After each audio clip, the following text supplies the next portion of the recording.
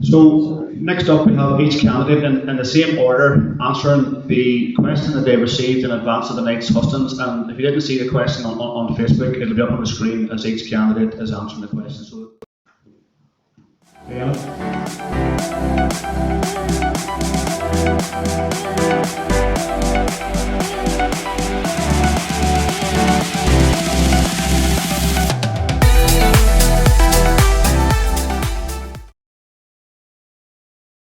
There was a hustings from a women's group this morning, Greg, and I think it's becoming very clear that the executive parties are wishing that all of us have forgotten the last 20 years. We've planned, we've called for. You have 20 years to do it, and you didn't do it, not once.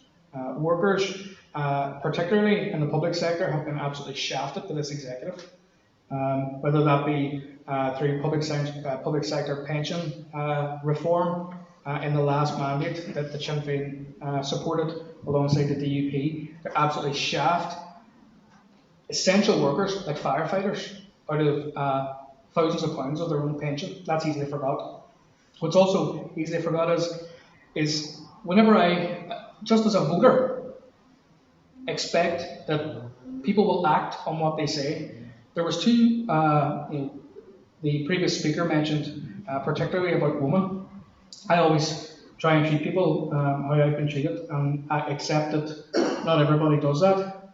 But there were two women that I was aware of laid off recently that, beggars belief.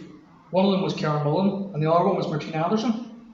And Sinn Féin don't want to talk about that, but if that is how they treat people who have been activists and advocates for them for their whole lives, what makes anybody think that they're going to go up to Stormont and fight for you who are not politically connected in any way? Now, when we're talking about paying conditions, we, for example, at council level, and that's all I can speak of at this point as a councillor, is particularly the smaller parties are the only voices in council who are interested in fighting for workers' rights.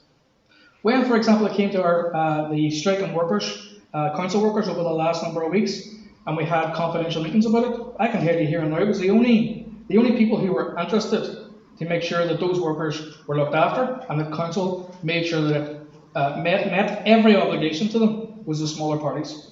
Bigger parties were quite happy to sit silent and allow officers deploy on and put in place, even to the point of having people in who would have had to pick up those services, for example, litter in the city when workers were on strike. The only parties that are interested in actually doing anything for workers are not the five executive parties. And again, I've mentioned it before, how do we know? Because they've had 20 years to do it. Did nurses get full pay and then half pay whenever they went on strike? No.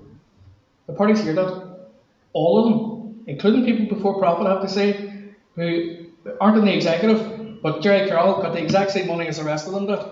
I don't trust any of the executive parties on their word when it comes to workers' rights, terms and conditions, because I've seen it in quiet private meetings at council whenever they don't speak up for workers. I've seen it in Stormont.